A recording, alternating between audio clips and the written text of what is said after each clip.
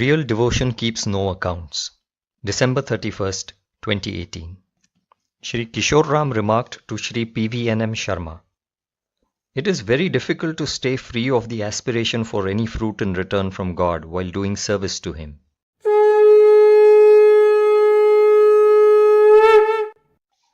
Swami replied, "O learned and devoted servants of God, the point here is not to achieve this state of being free of the aspiration for any fruit in return with effort, but to attain this state in a natural and effortless manner. Take the case of our love for our children. Our love for them is real. We practically serve them and we sacrifice our money for them without expecting anything in return from them. Our practical service and the sacrifice of our money to them proves the genuineness of our love for them. The service and the sacrifice can be said to be our practical love for them. We do not even expect anything from them in return and continue our practical service and sacrifice to them, even if they behave badly with us. This aspiration-free real love that we have for our children is natural. It is not produced artificially by effort. We should feel such aspiration-free real love for God naturally. Such love arises spontaneously when we are impressed by His divine personality, which becomes known to us through spiritual knowledge. If we have to make efforts to develop such love for God, it is not real and natural love.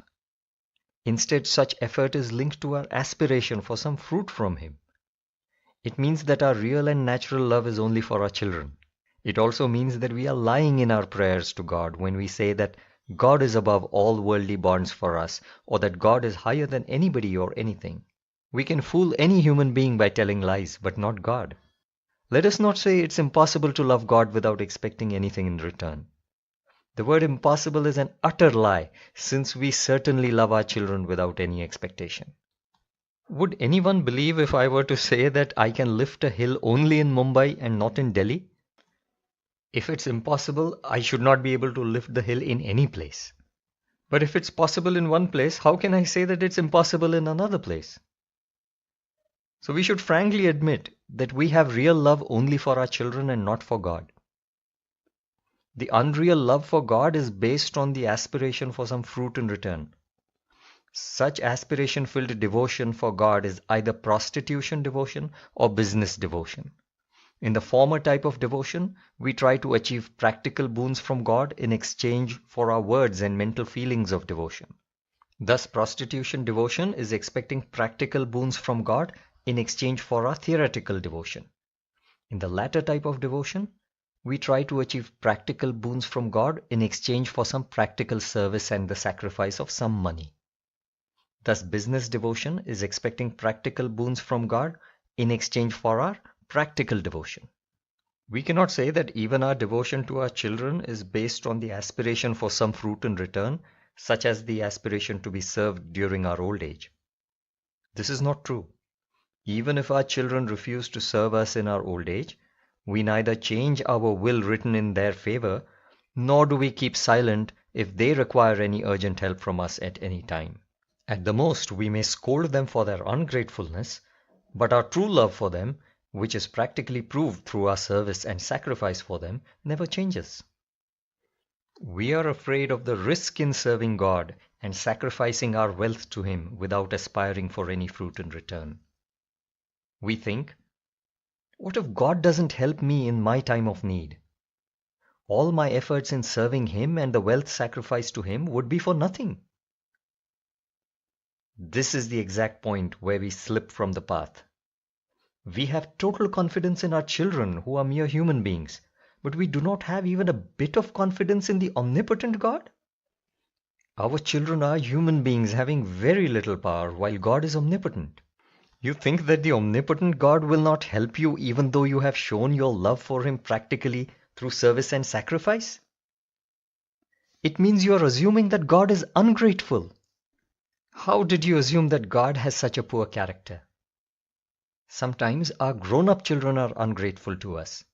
Even though they are capable of rendering service to us in our old age, they do not serve us. They do not reciprocate the real love that we have for them. The reason for their lack of real love for us and the resulting ungratefulness is their ignorance. Due to ignorance, they have directed their real love towards other blind bonds instead of us. In other cases, the grown-up children might have difficulties of their own. Hence, they might be incapable of practically reciprocating our real love towards them. Thus, souls could be ignorant or incapable of rendering service to us in reciprocation. But the omniscient and omnipotent God has no reason to unnecessarily avoid helping us in our difficulties. It is true that sometimes He does not help us and remains silent even when we are facing difficulties. The reason is that the difficulties reform the soul and improve one's devotion to God. Unless we are reformed, we will continue to rotate in the endless cycle of sins and punishments. So God's decision is always the best. Whether He helps us in our difficulties or whether He remains silent, it is for our greatest benefit. In whichever way He responds, He is always helping us. We should establish a relationship with God based on real love. In real love, one does not keep accounts. There is no balance sheet, no debit and credit. If you keep accounts between you and God, it is not real love. It is business. Such devotion is called business devotion. Real love is not based on keeping accounts, and such real love is eternal. Draupadi cried for help when she was being declothed in the royal court. God Krishna supplied unlimited saris to her without keeping accounts. Earlier, when his finger was cut, Draupadi, without hesitating, had torn her sari and used the piece of cloth to bandage his finger. If God Krishna had kept accounts, even after adding a lot of interest, the piece of cloth could never have become more than one sari. The young son gives his salary in the hands of his mother.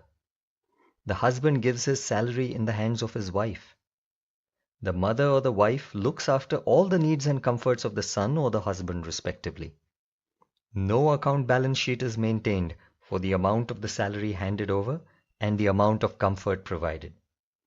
No party aspires for any fruit in return from the other party. We should establish such a bond of real love with God. The mother or the wife is not omnipotent and might not be capable of providing all the comforts needed by the person.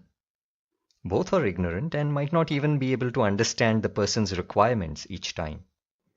But God is omnipotent and omniscient. Sometimes when the omnipotent and omniscient God remains silent, even when we are facing difficulties, we should realize that there must be some very important, valid reason for His silence. In such situations, His silence is undoubtedly in our best interest. In this real love, which is not based on an account balance sheet, our love should be really real. What I mean is that our love should be real both inside and outside. A certain devotee tried to develop such real love for God. He served God and sacrificed his wealth to God without aspiring for any fruit in return. Later, when the devotee faced some difficulties, God kept silent. The devotee said to God that he had expected unlimited love from God in reciprocation of his unlimited love. This statement made by him shows that his love for God was real only externally. Internally it was unreal. We must have real faith in God because He is omniscient. He knows our requirements even without our asking. He is omnipotent to meet any of our requirements, unlike other human souls. We have full faith in the ignorant and powerless humans who are related to us, but we do not have even a bit of faith in the all-knowing, all-powerful, and infinitely kind God. Is it not the height of blind foolishness?